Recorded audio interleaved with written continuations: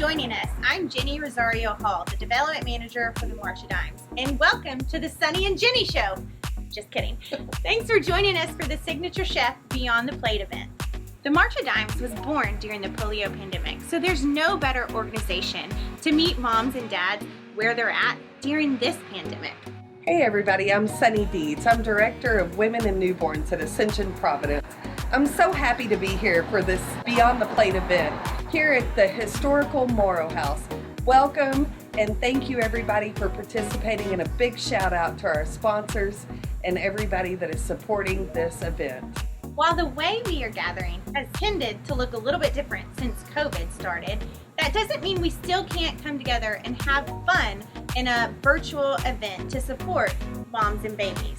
So let's go inside and meet Chef Daniel for our first ever Beyond the Plate event.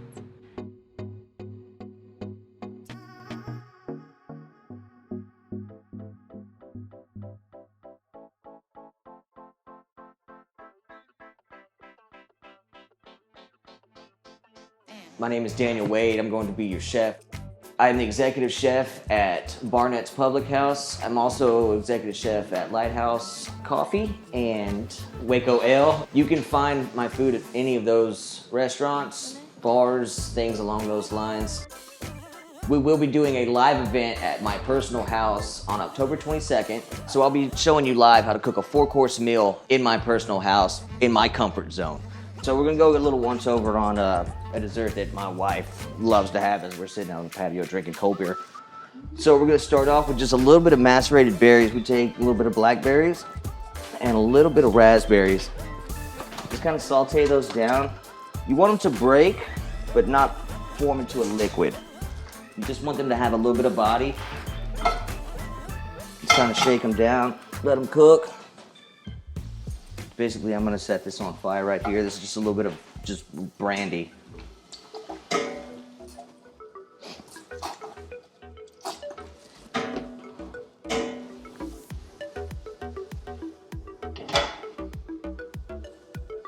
Just kind of shake them down. You see how it starts to form a little bit of sauce in there? It's beautiful. The brandy, once the fire is gone, the alcohol has all been cooked out of it. Basically all you're looking for. Kind of pliable, to where they're not broken apart, a little soft and tender, where they'll start to break. Just keep that going. I use blackberries and raspberries. They seem to complement the lemon curd a whole lot better.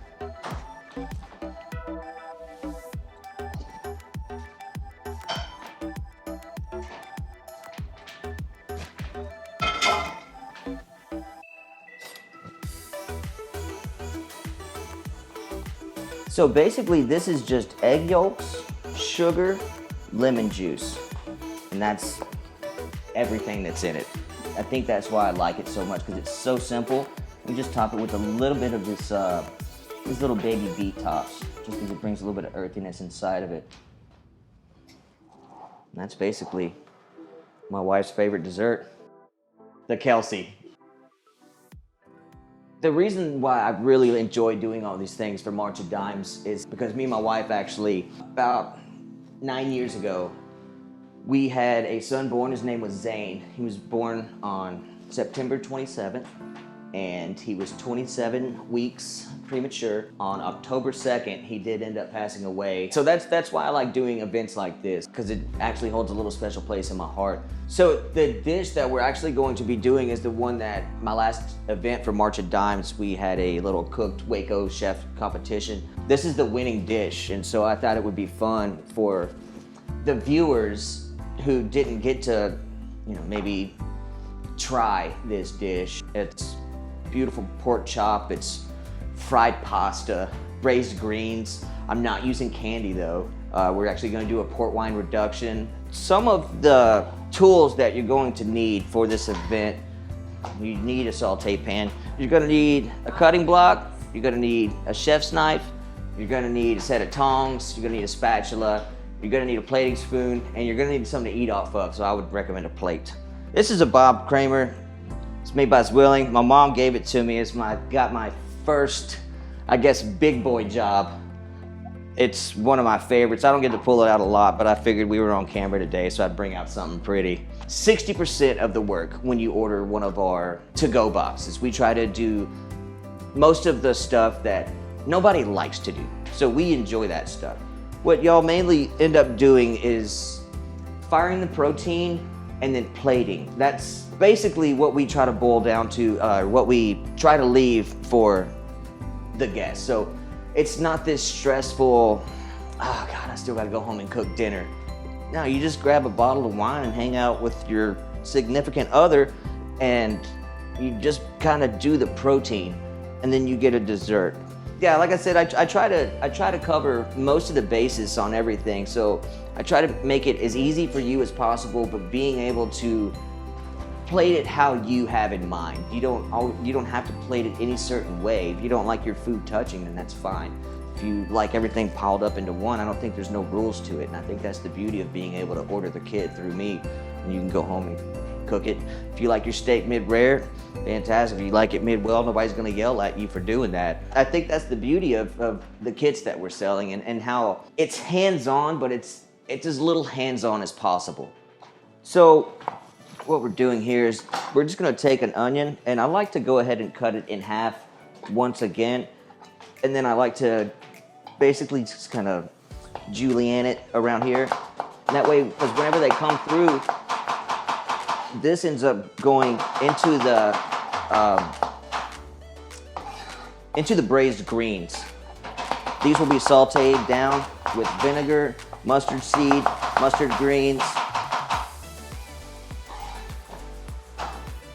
just to bring out that beautiful earthy flavor that Southern greens kind of will bring to the dish onto the pork chop. For the record, I am not a baker. If you've ever met me in a kitchen, first thing I tell you is, hey, I cannot bake. And I'm as honest as I can be when it comes to that. Pan of biscuits out of the Grands or whatever you call it, I put it in the oven. I tell it good luck, because I am that bad at baking. So the dessert, it's pre-made, and I'm not scared to admit that, because it is 100% better than anything I could make for you. I do end up creating the sauce that goes on it, all the sides, everything is thought out, except for the dessert, because I can't think that hard. So what I like to do on these is, I like to end up using the red bell peppers and the green peppers as a garnish. So what I do is I come through, and I'm with the knife, and I'll come through, and all this is done for you. This is all completed for you. I come through and I take that grainy thing out, and I come back and just use the body of the pepper. You come back through, then you take this, and again, you kind of just run this down really, really fine. This sits in cold water for about 2 days, and they end up being these really beautiful curled garnishes. They create a really, really nice texture, because in the end, they're not as pliable here. They're actually transformed into these really gorgeous like curls, and that's just one of the garnishes that I really enjoy doing. But in order to do that, you do kind of need to get it thin, and that's just another step that you don't have to do, and I do for you. Yeah, I mean, there's no right or wrong to it. Very straightforward. There's nothing to hide. The only ingredient that you probably wouldn't have is the beet dust, and it's already taken care of. It's already dusted and in the box for you. So any other crazy ingredients that you do like, or one that I kind of like that could touch it up just a little bit, I really like to use white pepper. It's very common to use in like mashed potatoes and things like that. But if you're gonna use a pork, like a white meat or something like that, using white pepper can kind of maybe bring out a different flavor profile that you're maybe not typically used to, instead of the salt and pepper or black pepper or the coriander. You just go ahead and hit it with a little white pepper. It's cheap, it's nothing hard to find, it's very easy to get. People ask me like, what's, growing up, I mean, obviously you had great food, and I was like, no, I did not at all. When I moved out of the house, 18 or 19 or whenever it was, That's when I found out that green beans didn't grow in a can. And I hated green beans. They were this disgusting, slimy creation. And I was like, green beans are so gross. Well, 18 years old, I go to the grocery store and I'm like, oh, those are green beans. They didn't come in a can. And so I picked them up, and now they're one of my favorite things in the world to eat because canned green beans are awful and y'all should stop eating them. Yeah, thanks, Mom. Love you. Yeah, I mean, she was probably too busy raising me properly to feed me right. I started out actually doing barbecue competitions and just traveling around Texas, and I got into more of the fine dining aspect of it, and it was really intriguing to me. I got lucky enough to land a internship under Chef Ken Wilkinson. He was from London, and he had this small chocolate shop in Calvert, Texas, and it was beautiful. It was this 20-seat dining, 8-course dinner on Fridays and Saturdays only, and it was in the middle of nowhere. And I told my wife, Kelsey, I was like, hey babe, I'm gonna drive an hour and a half every day after work to go cook for free for this guy. She thought I was crazy.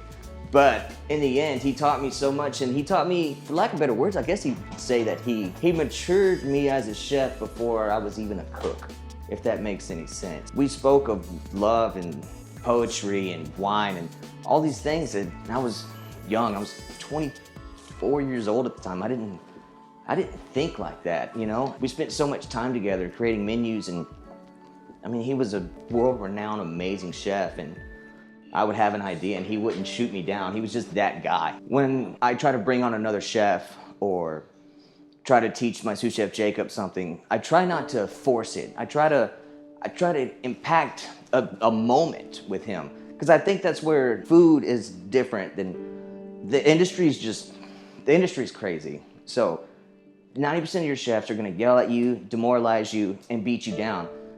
I try not to do that. I try to show them why we're doing those things and how we're doing those things the proper way. That it's not just, throwing food. We actually genuinely care about what we're doing here, and trying to take a step to beyond the plate and go more hands-on and do charity events. Being able to get out of the kitchen, come in and show what our passion is.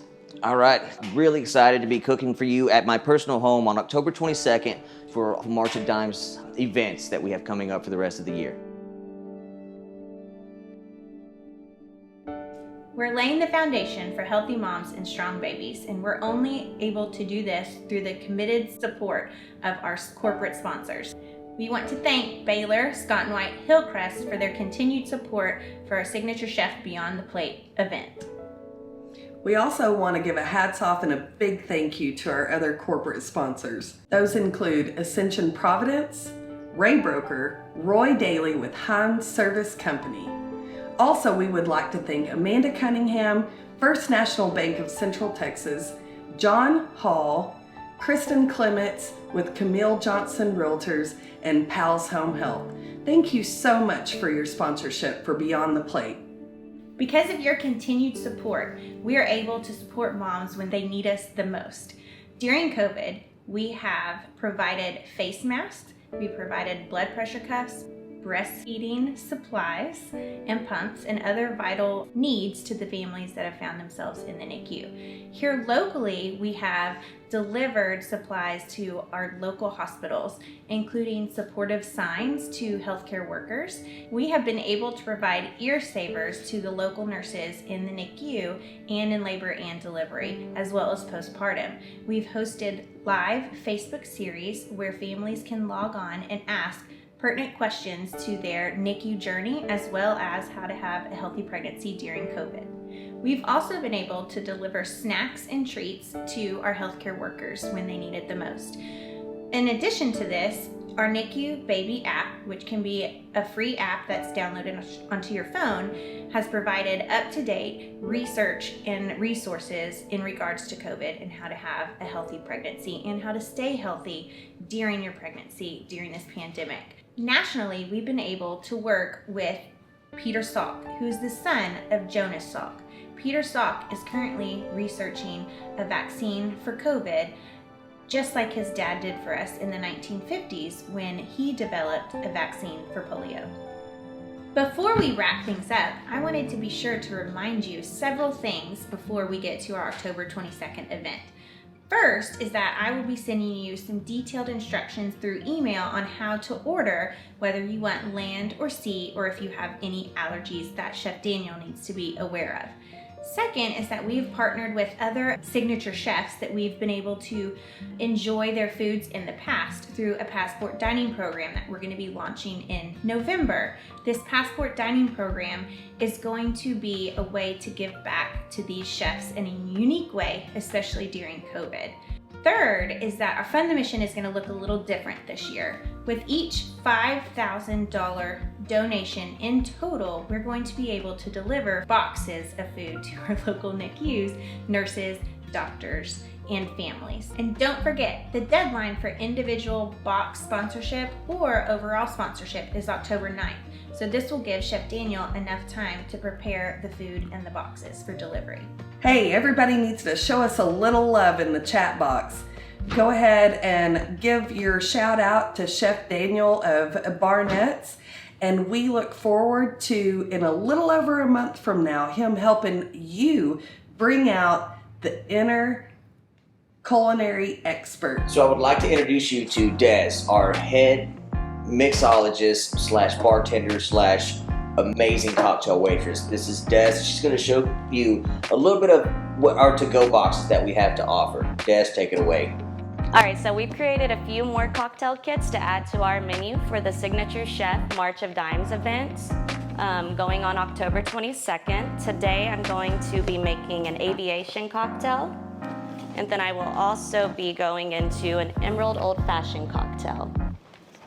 So I'm going to show y'all how they work. In each one, it comes with everything that you need, including the garnish and a recipe card.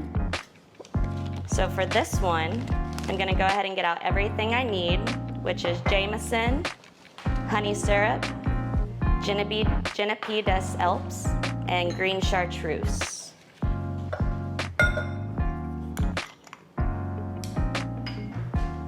We're going to do 2 ounces of Jameson,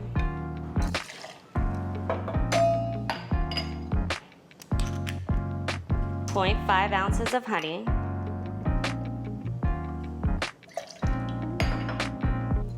0.5 ounces of the Genepi des Alpes, and then 0.5 ounces of green chartreuse.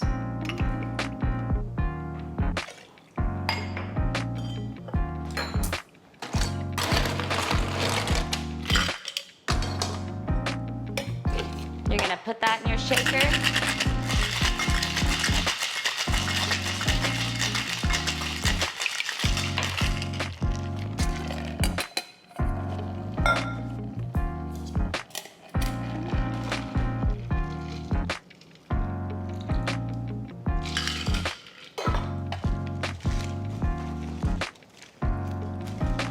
Fresh mint.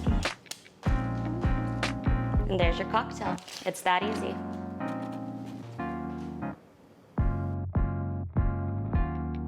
So now I'm going to make the aviation cocktail. This one is a stirred cocktail. So now that I've done a shaken, I'll show y'all the other side of the fence. Again, recipe card. This one's going to have Bombay, fresh squeezed lemon juice. We do squeeze all of that ourselves. Maraschino cherry liqueur, and creme de violet. All right, so we're going to do 2 ounces of Bombay,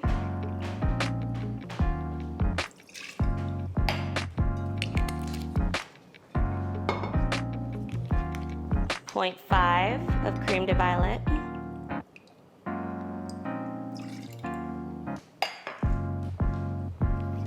0.5 maraschino cherry liqueur,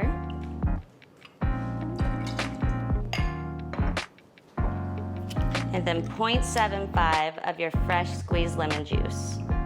Our hands hurt after we do this.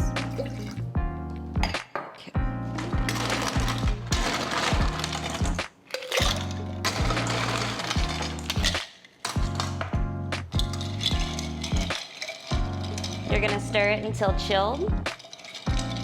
You can tell whenever the side of your mixing glass starts to get frothy.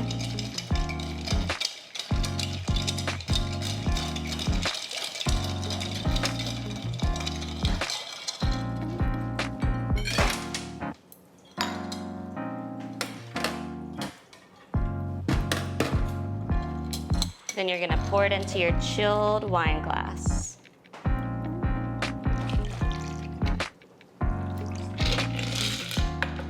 Then your garnishes are gonna come vacuum sealed. And the garnish for this one is a brandied cherry. Enjoy.